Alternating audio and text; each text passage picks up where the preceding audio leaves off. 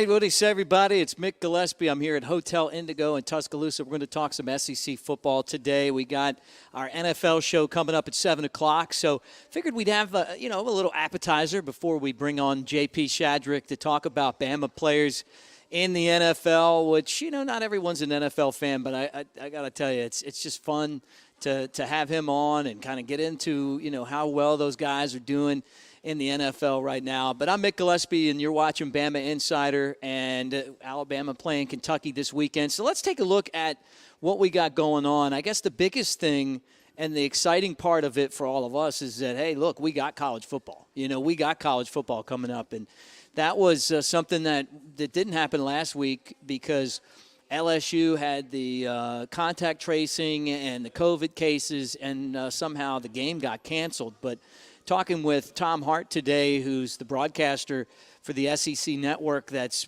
going to be in Tuscaloosa, or at least his voice will be in Tuscaloosa for the Kentucky game.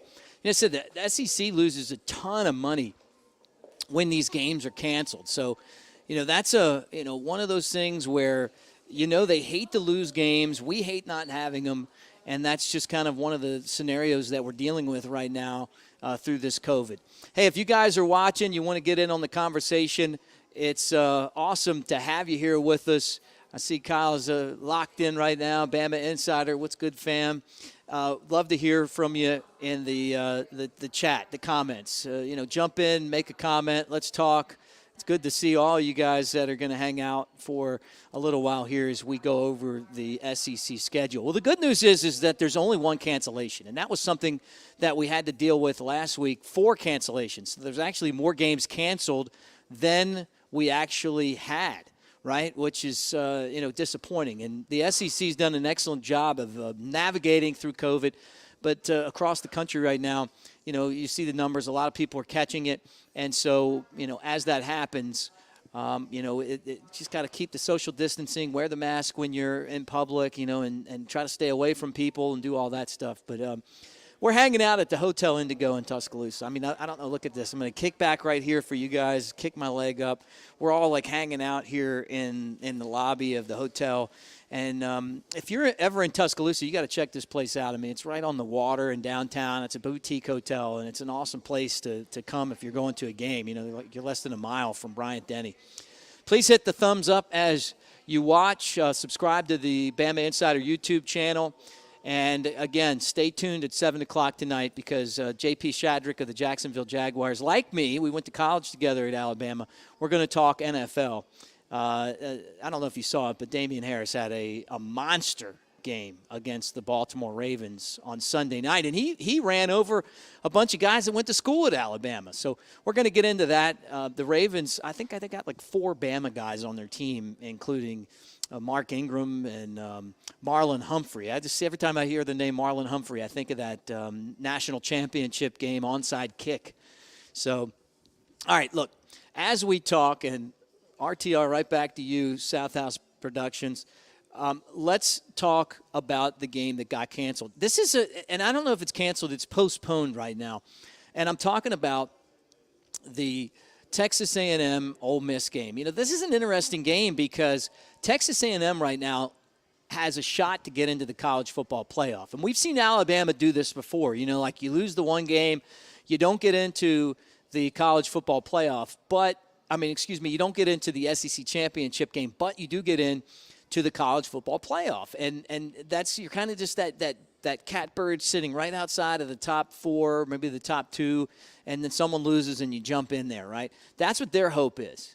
But, they're dealing with COVID right now, and this is a game against Ole Miss that's not a gimme. You've seen Ole Miss. Alabama struggled with Ole Miss as good as their offense is.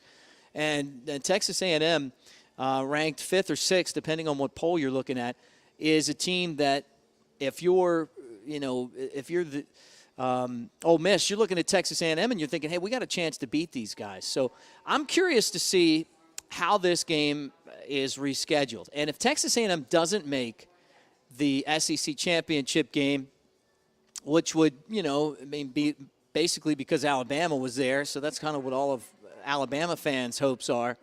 I would say that, you want to play this game because you still have a chance to get in. So anyway, as you kind of look at the scenario, you're wondering now how they're going to reschedule the game. And I just to kind of zoom in there for you, it's postponed right now. Will they come back and play this the weekend of the SEC championship game? Because if you're Texas A&M, you might have to have this game if you don't make the SEC championship game. And I know that Lane Kiffin and Ole Miss are going to want to play. Greg Sankey, the commissioner of the SEC, has said, hey, we want to play all these games. Going back to Alabama and LSU, we were curious. I personally want to see the game played, and I know that some of you guys are torn on it. You want to see Alabama play LSU. There's a revenge factor in this game. It's a big rivalry game. But at the same time, you're looking at it and going, well, it could give Alabama an edge with the week off, and Florida's already scheduled to play LSU during that last bye week. So, how's this going to, factor in? Well, Nick Saban kind of seemed iffy on whether they were going to reschedule.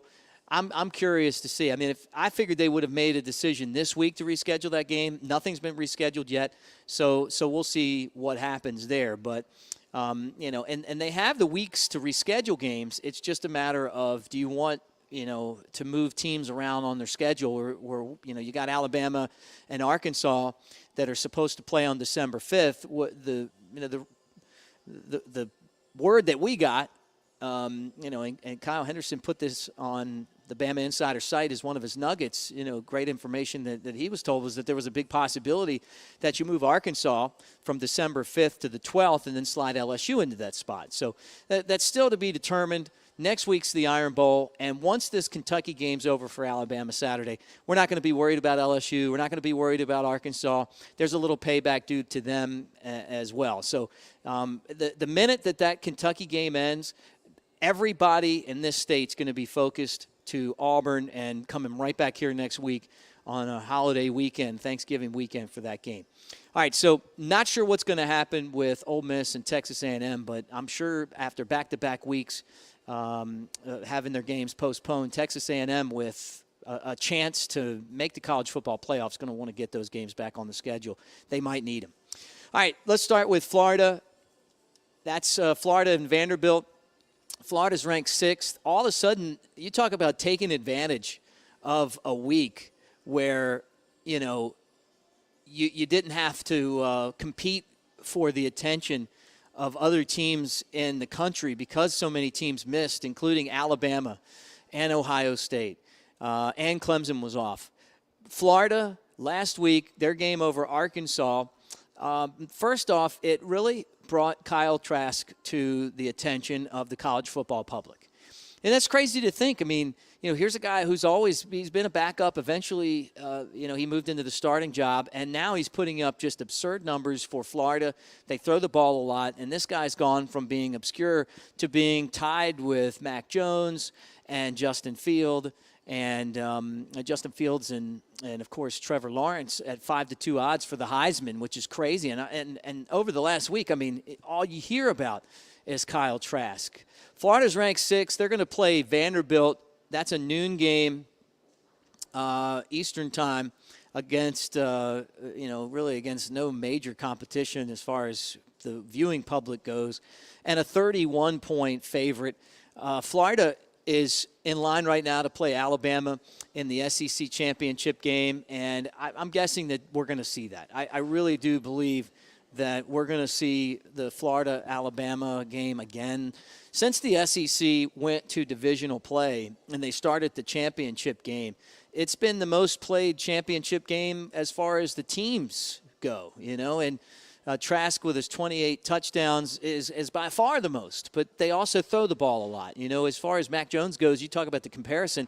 Mac's orchestrating a pro set offense where he's trying to distribute the ball equally on the ground and in the air, and that makes Alabama a lot less predictable. That also keeps Mac Jones from getting hit a lot, and besides that, Najee Harris needs to be in the conversation for the Heisman as well. But those two teams, Alabama and Florida, are on a collision course for the SEC championship game. And you talk about a ton of offense. I'm not guessing that they're going to get much of a challenge from Vanderbilt in Nashville coming up this weekend. Second game is LSU's back in action again. That's another 11 o'clock Central, 12 o'clock Eastern time game. They're playing Arkansas. I saw a stat. Arkansas is a 2-point favorite, right? Last year they were a 31-point underdog to LSU. So you talk about just the difference a year makes. I mean, to think that you would go from being, 31-point underdog to a 2-point favorite in 1 year, that goes to show you the problem that LSU has right now, guys. I mean, you're talking about a team that probably doesn't want to play Alabama because of the ensuing beatdown that I'm guessing would come from Ed Orgeron and all the talking that he did after the game last year. And, I mean, look, they're historically bad for a defending national champion. But to go from, a team like Arkansas that was picked not by some people not to win a game in the conference to being in a position where they're a favorite against LSU. They got blown out by Florida last week, but I still thought they played well. Like, they moved the ball. You can tell they fight. They're a tough team. They beat Tennessee the week before that. Arkansas is no longer a doormat. Are they going to beat Alabama? Are they going to get that upset win? They should have beaten Auburn, but, of course, Auburn Jesus stepped in and saved the day at the end of that game. Arkansas is a good team. And, it's going to be interesting to see what happens when they play LSU and also what happens with LSU. Are they going to improve? Are people going to start to talk about Ed Orgeron and maybe go in a different direction there? Or is the honeymoon, does that last the entire season for the Tigers? The guy just won a national championship a year ago. They lost 19 starters and 31 players. So, it's definitely a young squad, but there's some off-the-field issues now. Some stories came out this week about, some discipline issues going on. And it just feels like LSU's about to go into a big tailspin. So, we'll see what happens there as that one kicks off. You got Alabama and Kentucky. Kentucky is a lot like Arkansas. That's a 4 o'clock Eastern time, 3 o'clock Central time kickoff. Alabama is a 31-point favorite, just like Florida. The Crimson Tide have been off 2 weeks. You know that they're going to be ready to get back in there. They're going to be ready to get back in action again. They're obviously their season, it felt like last week, like just the entire SEC season was kind of in a spot where maybe they cancel it, So just having that opportunity to go out there and play again, I think it's going to be good for the Crimson Tide. The things I'm looking for, guys, are first off, how focused is Alabama? How rusty are they? We haven't noticed yet, the loss of Jalen Waddle really affecting the offense yet, right? But you figure that at some point it has to. At some point, you look at the way that this Alabama offense runs, and you got such a playmaker, not just at the receiver spot, but also in the kick return area. He's great in the locker room. He just got his cast off, and there's even some speculation that possibly, maybe you get to the championship game, he might be able to come back. That's kind of like fingers crossed territory. But, can Devontae Smith carry the load? What's Slade Bolden's going to be able to, his role going to be? How's he going to be able to help out? We're still waiting for Baker to get in there and do some things. But Alabama has obviously playmakers at a lot of different spots. You got Najee Harris to rely on to run the ball. And then Mac Jones has done a nice job of just distributing out the football. For Kentucky, going into this ball game, they're not going to throw the ball much. They're going to hand it off. They're going to try to, wind the clock down, and they're going to play great defense. They're really good in the pass defense area too, and where they're weak is in the receiver spot. But they fight, and you saw it when they just pummeled Tennessee. They will cause some turnovers if you're not careful. I don't think Alabama's going to have a problem with Kentucky, but they're one of those teams that we don't see a lot. It's a big game for them. It's a big game for anyone that plays Alabama in the SEC. It's like, hey, this is one of the big games on the schedule for them, and for Alabama, it's just another game on the schedule, but it'll be a lot of fun to see Kentucky in town to take on number 1 Alabama, and it'll be great for us to, kind of get into talking about Alabama football again. Hey, guys, as you watch, wherever you're at, I want to tell you that we've got great accommodations here in Tuscaloosa at Hotel Indigo. Hanging out, kicking back. Look, I'm just going to, as I sit here in the lobby, just put my feet up and lounge back, but they've got a rooftop bar called the Lookout, and apparently a live band up there as we speak. So when this show's over, I'm going to send you guys to the NFL show and go up there and check it out. But right on the Black Warrior River, a mile from campus, the next time you come to Tuscaloosa, and I know a lot of you guys are watching from all over the country, maybe not wanting to travel this year because of everything that's going on, but maybe you still do. They're open and taking care of everything here. It's an awesome place. So check it out next time you're in town. The other thing is give us the thumbs up. As you watch, we love the thumbs up. Subscribe to our channel. I know I see there's some Auburn fans on the message board. We have Ohio State fans. We got college football fans, mostly Alabama fans. At the end of the day, we appreciate all you guys being on here, and it's just a thrill to be able to talk college football. And I'm going to get to some of your questions. Here's one right here, and it kind of stops me from getting through the SEC schedule. But Christopher wants to know, do you think Alabama will beat Florida? And since I was just talking about Alabama, I'm going to pick it back up right there. I think Florida gives Alabama a similar issue that they had with Ole Miss. I think they're going to be able to score a lot of points. I mean, the big tight ends that they have are going to be tough for Alabama. The good thing is that Bama's defense is getting better. I mean, last time out, they pitched a shutout against Mississippi State, and they're just doing a much better job of tackling in open space. And that's the way football is played right now. I mean, you don't have shutouts a lot in college football. Kyle Trask is a great player. I mean, he's not a Heisman contender for no reason. I mean, he's the real deal. But so is Mac Jones. And I think that Alabama, having the experience of being there and this team being on a mission after the way that things went last year, I think there was a lot of disappointment not making the college football playoff, losing to LSU the way they did, losing to Auburn the way they did. And it really, I think that it all hinged on the defense. They had a tough time tackling last year. They were out of position. They dealt with a lot of injury. Look, Sam, I'm going to pop you up here because you're exactly right. This is rat poison, but this isn't the Crimson Tide Sports Network, so I can be honest with you guys. I think Alabama's going to be there. The defense was young, but this year they seemed just a lot more experienced. I think Florida and Alabama will be a great game. I just think Alabama will make one more play. Now, with that said, and I'm going to say this to you, Sam, the bigger game on the schedule is Kentucky. And then the next one after that's the Iron Bowl. And if you don't win the Iron Bowl in this state, let me tell you something. Life stinks. So I don't want to get too far ahead of where we're at. I'd say if I was picking right now, I would take Alabama over Florida. But I think that it would be a really thrilling track meet type of game. All right, let's get back on the SEC schedule as we look through what's going to happen in the conference this weekend. Here's an interesting game. Tennessee is at Auburn, right? And Jeremy Pruitt had maybe his biggest win when Tennessee played at Auburn last time. And Jeremy went to school at Alabama. He's, he grew up an Alabama fan, and, now obviously he's the coach at Tennessee.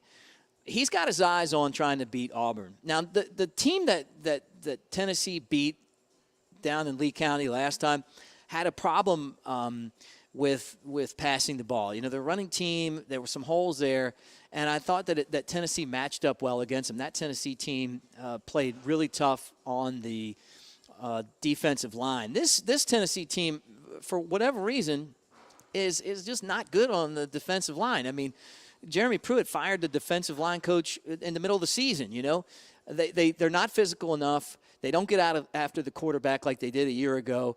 They will pressure some, but this isn't the same Tennessee team.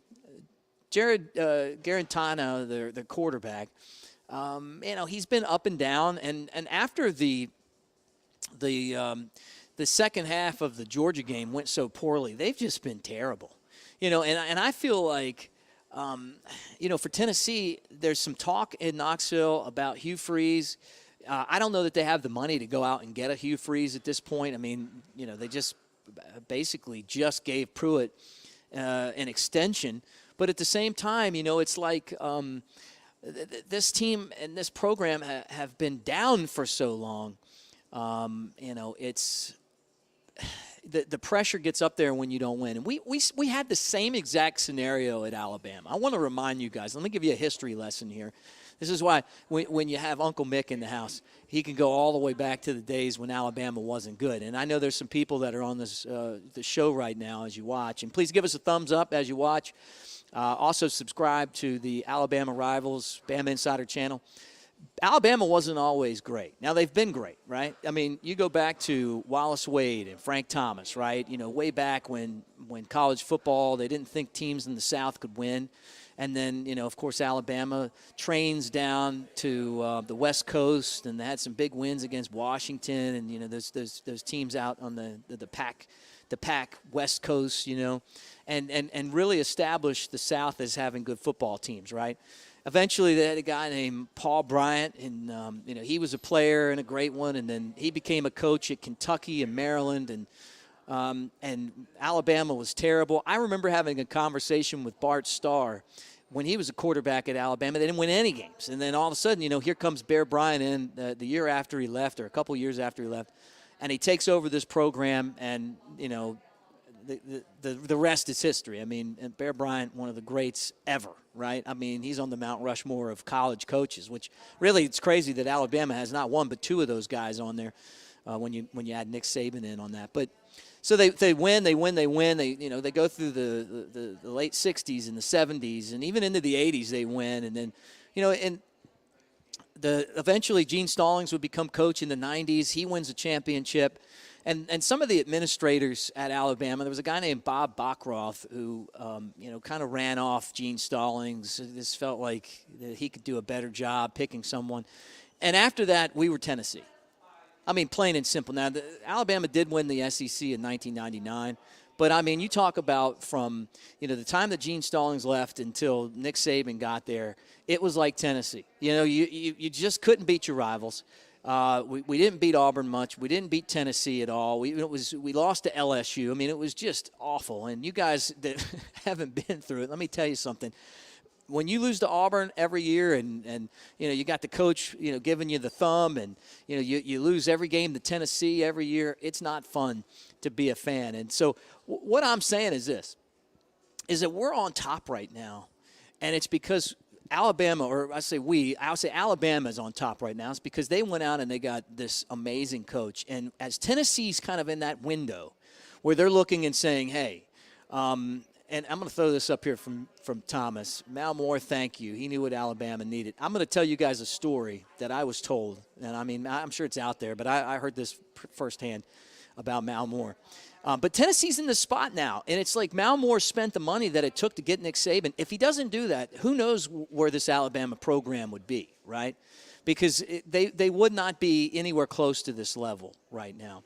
So the story that I'm going to tell you guys is that Mal Moore was at the Auburn game, and Mike Shula was the coach, and Alabama loses, and Mal's got to walk through some of the Auburn fans to get out to the, to get out of the stadium. And he gets just absolutely jeered.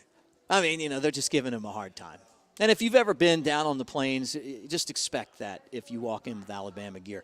They're going to give you a hard time. You got to go through Wire Street or Wire Road or whatever. You got to get into that stadium. I mean, it's pretty intense. And by the time Mal got out of there, he's like, no more. We're going to do whatever it takes to get the best we possibly can. And then the whole story about flying down to Miami and everything else. And it's been just an amazing run for Alabama.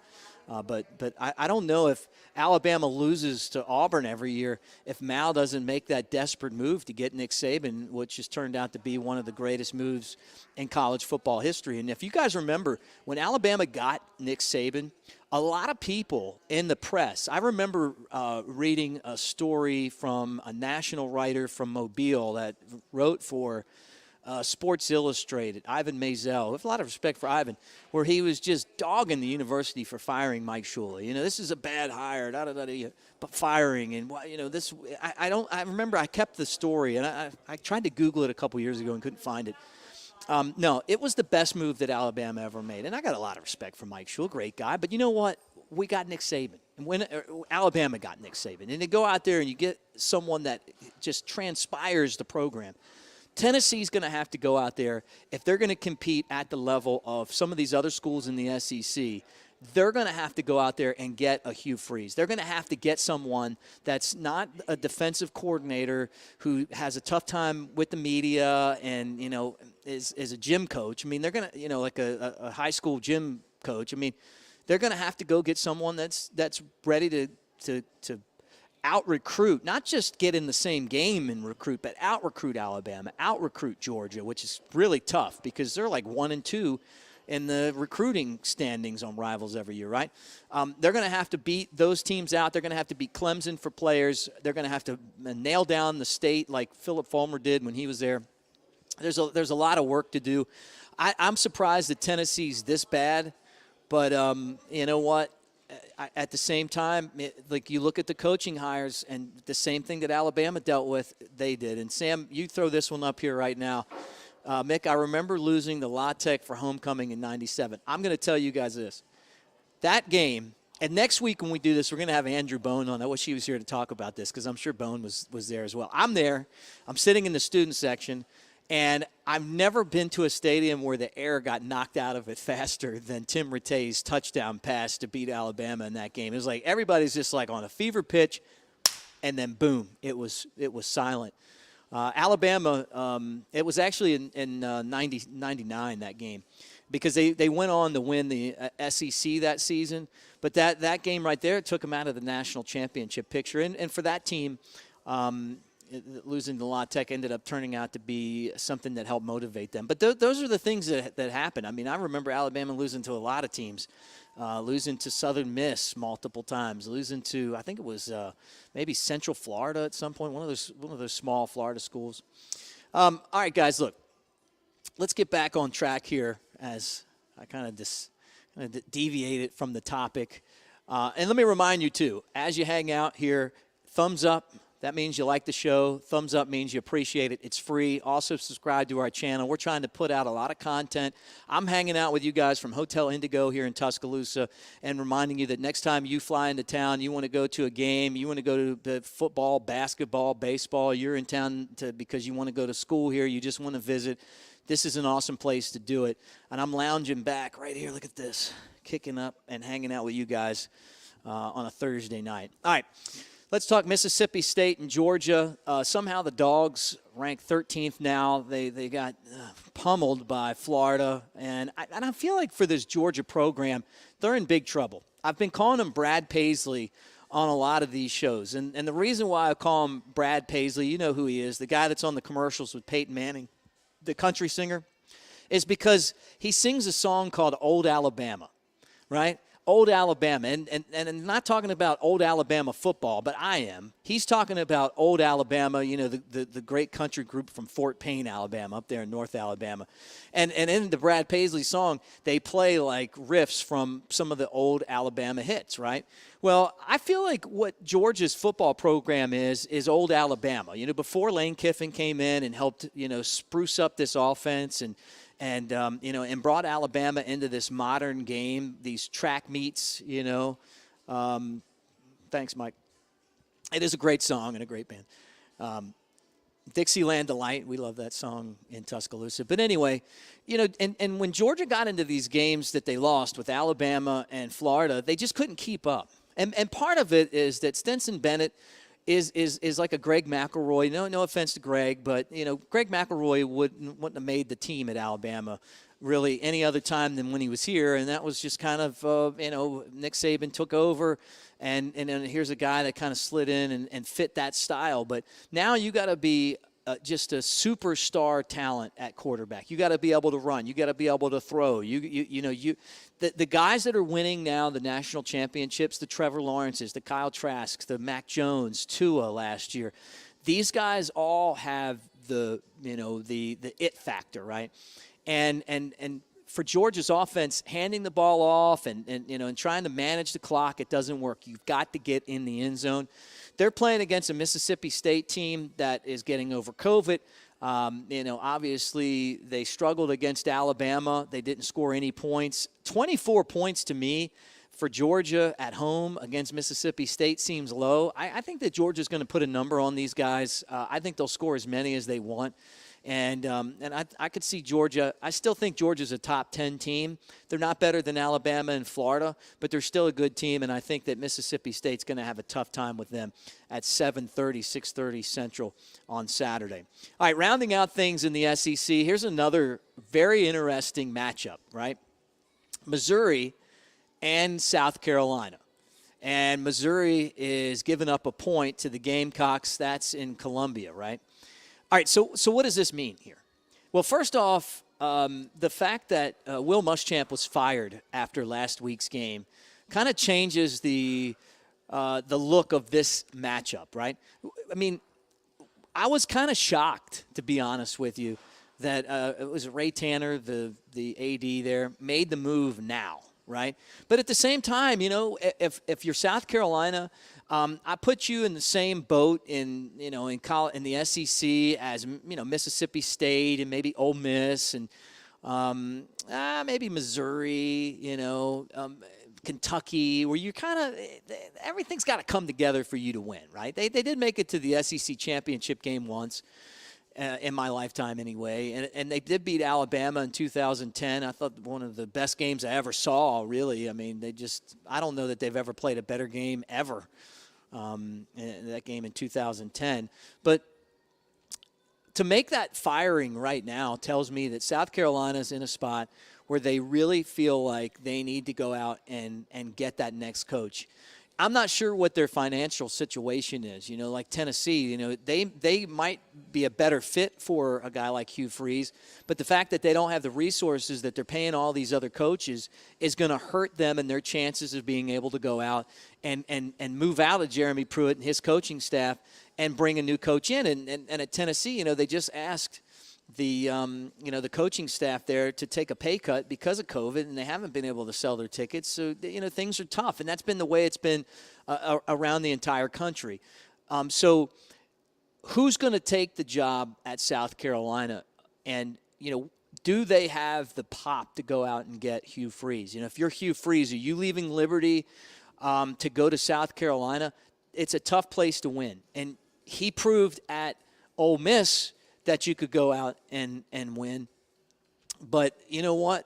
To be able to go out and do that again at South Carolina, I for some reason, and I thank you, Kyle, to remind me to say, everybody, give me the thumbs up and super chats on a Thursday night are really appreciated. Thank you, Kyle. I'm going to throw this one up here, too. Waylon, I love that name. Will Muschamp. Is he coming to Bama? Hey, look, I would not be surprised if Will Muschamp isn't somehow a part of Nick Saban's staff in the future, right? But if you're Hugh Freeze, is the South Carolina job the job that you're gonna take when you're like kind of the hottest name right now going? I mean, think if Liberty is able to upset NC State, and they're an underdog this week. If they're able to go in there to Raleigh and they beat the Wolfpack, which I think is a very good possibility that they do, right? They're going to be 9-0. And, I mean, like, this guy's beaten Bama twice. And the only reason that he's not at Ole Miss is because, he got in trouble for violations, right? So do you want to go to South Carolina? Now you got to deal with Clemson. Now you got to deal with, your facilities are great, but there's, the only coaches that have ever won there are Lou Holtz and Steve Spurrier. And, I mean, you still haven't seen anyone win at the championship level. Or do you wait? Tennessee's proven they can win a national championship. They just don't have the resources right now maybe to go out and get a Hugh Freeze. And if they do, we'll find out, or maybe they stick with what they got. But it's going to be interesting to kind of see how that transpires as we, kind of progress through this coaching search. But, I'm thinking that South Carolina is going to end up with, maybe the Coastal Carolina coach, Chad, I forget his last name, and, maybe him. I mean, I think he's a good fit. He's in there in state. He's got them in the top 15 right now. They're kind of one of those programs that he's got to recruit in that state. Maybe that guy's young enough and wants that challenge. If I'm Hugh Freeze, I'm thinking he's going bigger than smaller on that. All right. We have just gone through the entire SEC. Let's talk about Alabama's big matchups. A little bit of rat poison before I get you guys to the NFL show. And I want to tell you again, J.P. Shadrick and I both went to school here at the Capstone. I'm hanging out at a really cool hotel called Hotel Indigo, talking to you tonight right near the Black Warrior River.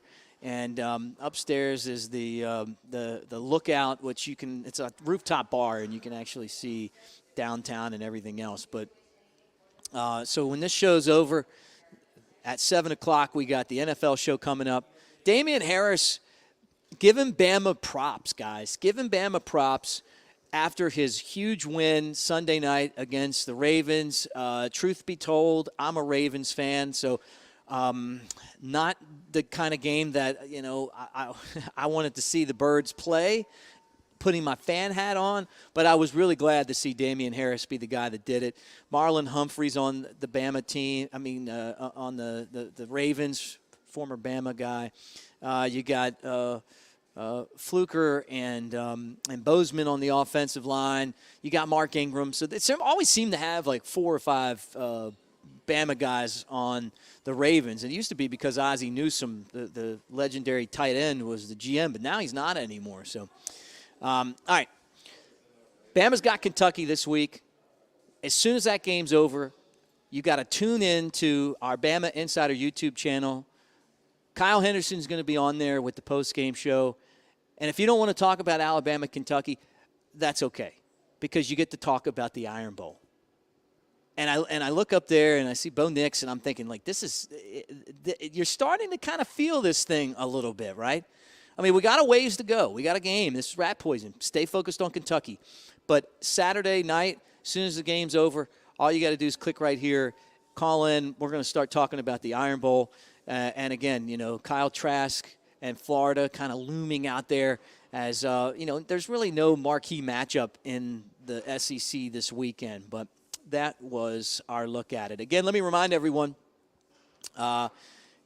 thumbs up. Give us a thumbs up. Thanks for watching the show. Also, appreciate all the chats. Okay, Sam, I'm going to do this for you as I'm about to sign off and remind you guys, click back on here at 7. Give us a score in the Bama-Kentucky game. All right, look, I'm going to invite you guys tomorrow to the BamaInsider Tailgate Show. We're shooting live from 6 to 8. From Rounders on the Strip. I always do my picks there, but since, Sam, you remember the La Tech game, I'm going to tell you that I think Alabama is going to win the game tomorrow. I think that they are going to cover. I think they're going to cover. I think they're going to win by more than 31. Do I have an exact prediction? I don't think they're going to be able to score a lot. I'm going to say 49-10, right? Because that's got them covering. And I think it'll be a good game for Alabama on the run game and the passing game. Thomas says that Oz was not a tight end, that he was a receiver. Well, if he was a receiver, he was great at it. So I've got a Daniel Moore picture in my house of him from one of the Iron Bowl Classic games. Subscribe to the channel, guys. Give me the thumbs up. Stick around at 7 o'clock. We got the NFL show coming up with J.P. Shadrick. Special thanks to Kyle Henderson and our entire crew. Next Thursday, going to try to get Andrew Bone on here. Bone and I are going to try to slice up a little Alabama football. We want to talk about the SEC, and we want to talk about Alabama. And when Bone's on, we'll even kind of get into some of these guys from high school all the way to the NFL. But thanks for watching. Again, subscribe to our channel. Have a great night, and the NFL show is coming up shortly, guys. Thanks.